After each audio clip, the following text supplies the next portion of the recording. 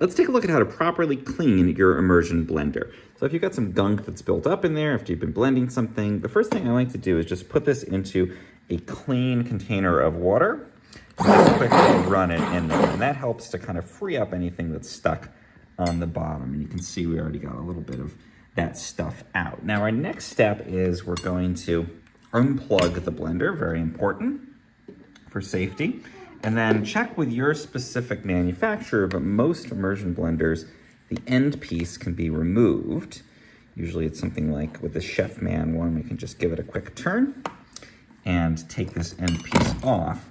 And then you can actually, in most cases, put this, not the motor, but this part directly into the dishwasher. So that's gonna be my next move.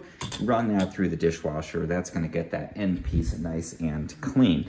Now for the base piece here, most of the time this is actually fine, but if you get some splatters or anything on it, you can just take a cloth or even a baby wipe with a little bit of water on the cloth and just wipe this down. You don't ever want to immerse this part into water because it's got the electronics and the motor and everything in there. When you're done, you just pop the end piece back out, reattach it, and you're good to go.